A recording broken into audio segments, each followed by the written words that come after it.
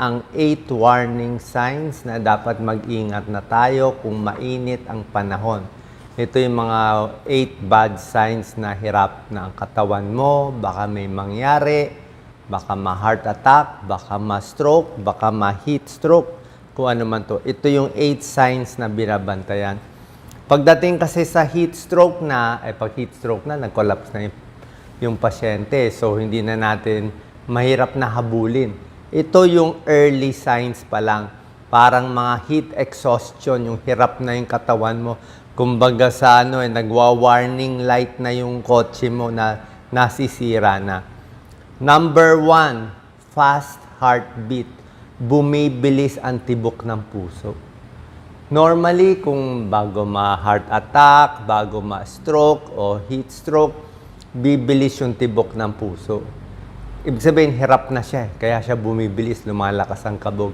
Although, syempre, mabilis tibok ng puso, pwedeng nervous lang to. Pero yung fast heartbeat, isang sign na yon. Number 2, mapapansin mo parang hirap ka ng huminga. Mabilis na heartbeat mo, hinahabol mo pa hininga mo. Parang nauupos kang kandila. Okay? Second sign yan, bumibilis yung hinga mo. Number 3, parang nahihilo-hilo ka na. Medyo nandidilim yung paningin, parang unsteady, parang matutumba, hindi mo sigurado kung ano. Number 4, pag kinunan ng blood pressure, bumababa. Delikado na yun eh. Pag naglo-low blood na, magko-collapse na yun eh. Pero baka hindi nyo makuha blood pressure nyo. Pero yun ang sign, medical sign na nakikita ng doktor. Number 5, nagka-cramps. Sabi, nagpupulikat na. So, pag pinupulikat na yung binti mo, yung sabihin, dehydrated ka na. Hirap na yung katawan mo, kaya nga siya nagka-cramps eh. Nagtitigas-tigas na yung katawan mo. Number 6, confusion. Parang nalilito ka na, hindi mo alam na saan lugar ka na. Parang medyo nawawala ka na sa sarili. Diba? Mild confusion. Number 6, bad sign. Number 7, syempre, dehydration mismo. Dehydrated na, parang tuyong-tuyo na yung labi. Diba? Actually, initially, ganito Initially, papawisan ka muna bago mag-heat exhaustion. Parang pinapawisan ka malagkit. Mamaya, hindi ka napapawisan. Ayan yung last sign nga, number 8, either iinit ka na, mahihilo ka na, o yung iba nagko-collapse na. Aabot na sa heart attack, heat stroke, o baka stroke mismo. So, ito yung mga 8 bad signs na babantayan ninyo, lalo na sa mga senior, may edad. So, summarize ko lang yung parang mabilis na heartbeat, hinihinga, nahihilo, matutumba, ibig sabihin, mainit na masyado. Mag-ingat ka na. Prevention tips natin, alam nyo naman yung mga prevention tips, di ba, na siyempre doon sa malamig na lugar, kung pwede pumunta sa pinakamalamig na kwarto sa bahay, huwag muna lalabas ng bahay, di ba? Lalabas lang umagang-umaga o gabi na, pag gabi na madilim na, huwag muna mag-exercise. Alam ko, dapat mag-exercise, pero huwag muna mag-exercise habang mainit. Kasi yung init pa lang ng panahon, yun na ang exercise. Yun na, hingal ka na, pagod ka na eh. So, pag nag-exercise ka, lalo ka iinit. Iinom ng maraming tubig. Alam nyo naman to. 8 glasses, 10 glasses, 12 glasses of water a day. Mas maraming tubig, basta dapat yung ihi mo, maganda ang kulay. Dapat umiihi ka every 2 hours. Kung 4 na oras hindi ka na umiihi, check na natin, baka nag-kidney failure na yan. So, dapat umiihi at light yellow or yellow lang ang kulay. Hindi pwede orange na ang kulay ng ihi nyo. Kung hindi sapat ang tubig, minsan kasi ang pawis natin, may asin yan, may electrolyte. Kung talagang hindi sapat ang tubig, pwede magbuko. Okay, pwede magbuko juice, pwede magpakwan, pwede yung mga matutubig na pagkain, okay din yan. Dapat din natin i-check yung mga senior, yung mga bata. Diba? Binabantayan natin, i-check din natin kasi sila yung madali maging biktima Yung mga dati nang may sakit. Tapos yun na nga, pag nagtatrabaho sa labas, dapat nga may break sa tanghali. Anyway, meron tayong 8 klase ng tao. 8 groups of people na dapat mag-ingat o ito yung 8 sakit na lumalala kung tayo ay naiinitan. Magugulat kayo dito.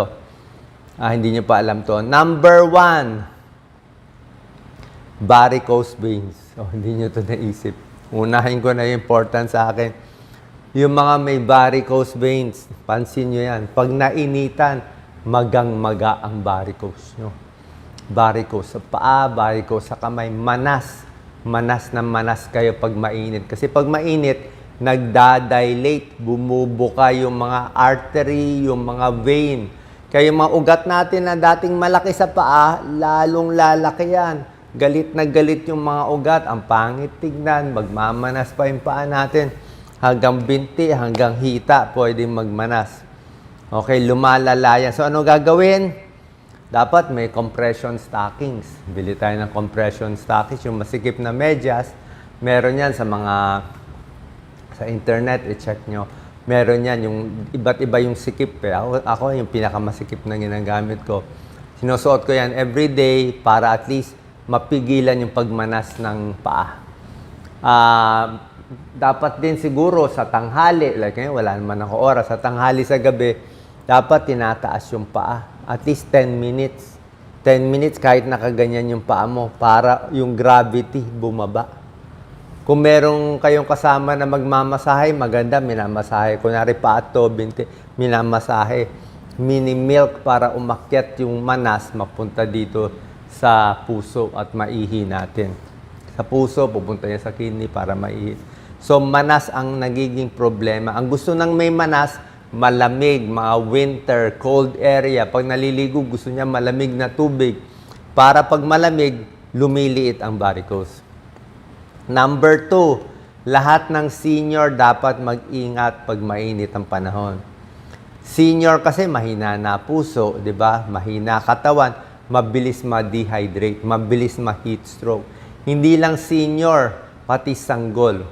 Every summer, maraming namamatay na senior at sanggol. Napapabayaan, hindi na lang nila alam, biglang babagsak. Kasi nga mahina na yung katawan, may edad na.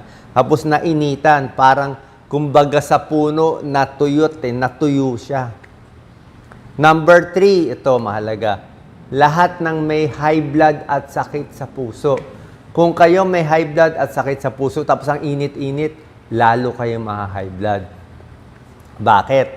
Siyempre, nai-stress ang puso pag mainit Tataas ang blood pressure mo, pwede atakihin sa puso, yung balance ng fluid sa circulation natin, nagugulo siya. Either dehydrated ka, kulang ka sa tubig, sobrahan ka sa tubig, kulang or sobra, pareho hindi maganda.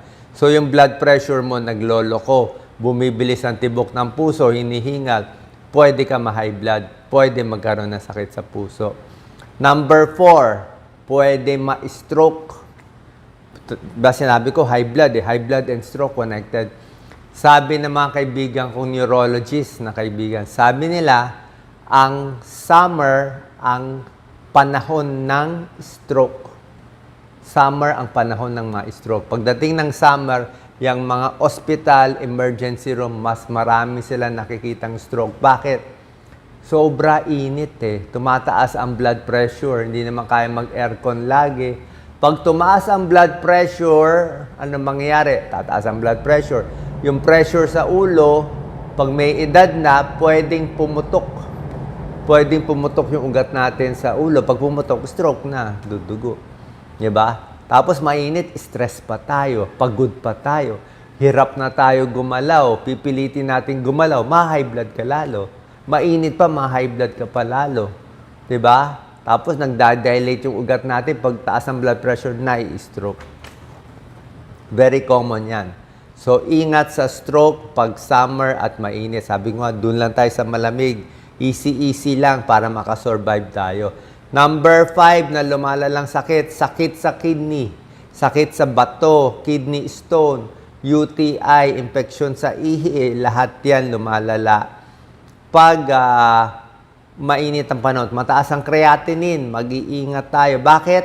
Ang kalaban ng kidneys ay dehydration. Ang pampabuhay sa kidneys ay tubig. Gusto ng kidneys maraming tubig. Happy siya maraming tubig. Trabaho ng kidneys, gumawa ng ihi. Yan ang sabi ng professor ko dati. Isa lang ang trabaho ng kidneys, gumawa ng ihi. So, kailangan maraming tubig. Oras na ma-dehydrate tayo, kumonti ang tubig, ano mangyayari?